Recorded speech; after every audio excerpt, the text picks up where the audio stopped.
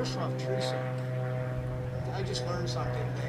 Going through my whole life, I always thought there was a Bob Dylan too. He sang it. Well, good afternoon. I'm Scott's brother, Jeff. I want to thank you all for coming today. It's a beautiful day out. As one of Scott's three remaining siblings, I have a few things I want to share, and I'll keep them brief, I hope. Last Thursday, Rick Dalton called me up. Haven't heard from you, and well, at Carla's wedding. I guess he missed it myself. And he said, "This is Richard Dalton." I don't know who's that. Rick. I went by then. Anyways, a longtime friend of Scott's, England priest. He offered to give an encompassing eulogy, and he called me. And we had a shortish, kind of lengthy conversation, beginning with what I plan on saying at Scott's memorial. From a historical perspective, Scott's siblings, Sandy, Nancy, and myself, are the only ones present who can comprehensively account for his childhood. So we agreed that I would speak on that part of Scott's life. While I was talking to Rick, it was that point in the conversation I realized what a brief window of shared experiences I had with my brother at that age. Scott was born in 1949, almost 6 years before me. And by the time I was old enough to recall memories of him, he was 11, 12 years old, which, by the way, I think 12 was the last year he had his final operations at 12. And we were, I guess, pretty sure about that now. By the age of 18, he was out of the house, and his world had outgrown our home and my knowledge of him. So here's a selective, non-comprehensive account of Scott's childhood. And here are a few memories that stuck with me when I think of his childhood with my brother. I first met him in Clawson, Michigan.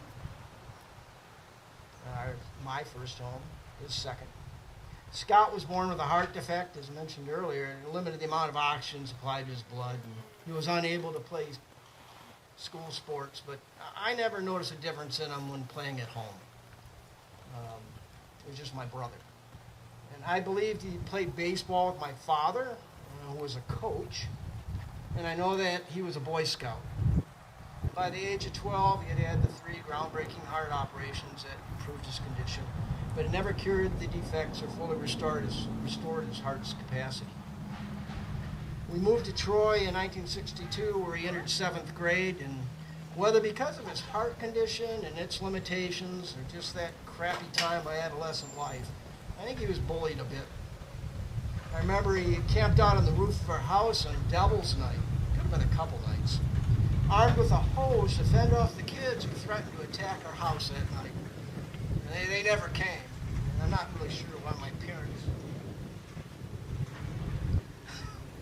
parents even let him up on the roof. We had a paved driveway and a basket on our garage, which was a little bit unusual for Troy at that time. And so Scott would shoot hoops with me, even let me play whenever his friends were short a player. And of course, since I was short, I think he really enjoyed the fact that he blocked all my shots.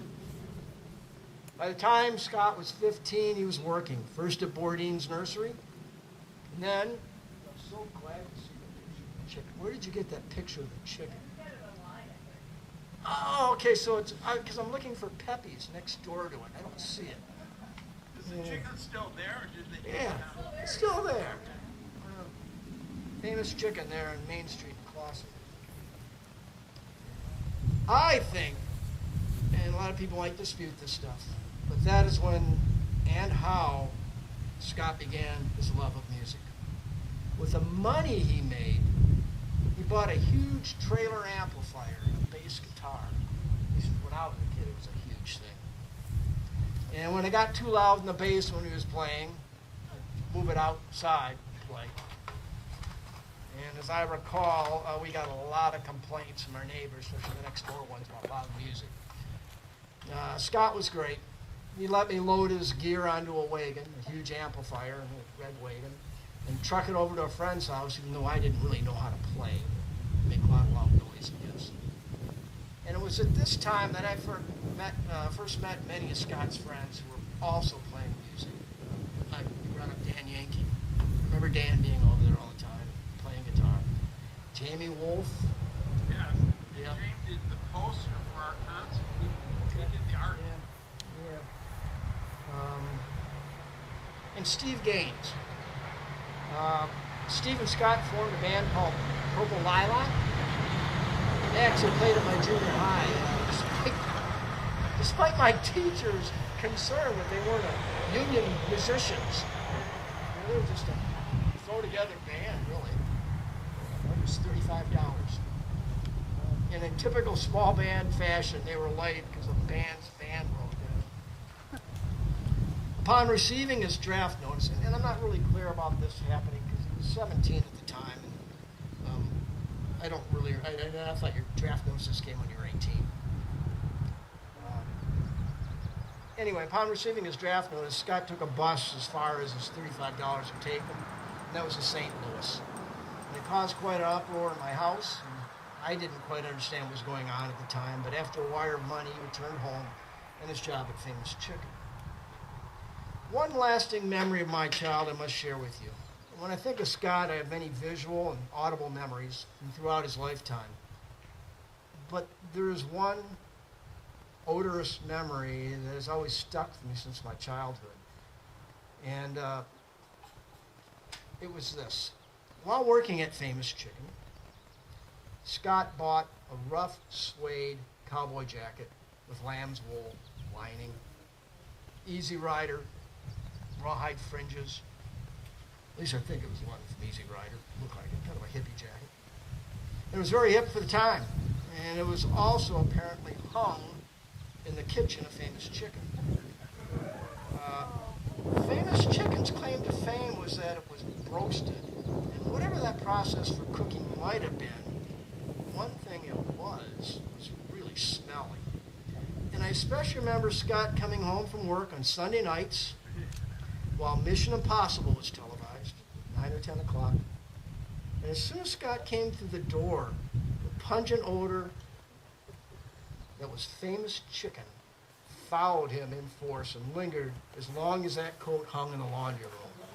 And whenever and wherever he wore that coat, he smelled like Famous Chicken. And to this day, I can smell it. It's one of those things about smell over vision, that the smell just stuck with me. On the bright side, though, he also brought a chicken dinner, carried in a brown pressed cardboard plate, stapled on both sides, open it up. He'd eat it mostly, but towards the end, he was always giving me some French fries or some chicken, And so we would sit there, food in hand, while watching Mr. Phelps patiently watch the tape recorder burn up. I wish I had more questions, or I wish I'd asked more questions about his past when he was still with us. We went to several ball games, and I don't know what we talked about. Went in one ear and out the other. Maybe living in this current time seems to blunt the desire and importance of asking such things.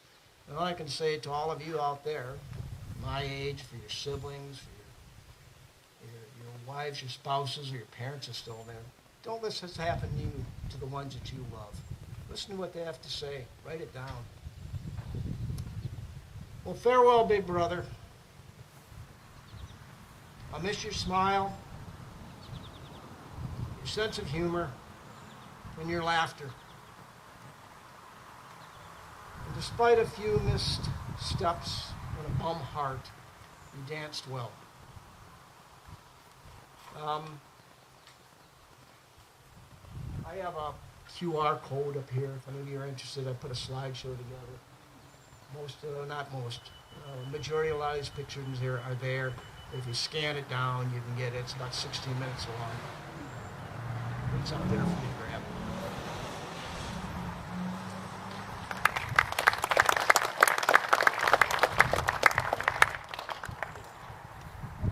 Thank you, Jeff. Sorry I tossed you off the stage earlier. We have a chicken shack, 3 blocks. I'm glad it's not a block away. or we'd be smelling that chicken. Roasted. Bernie? Coming up?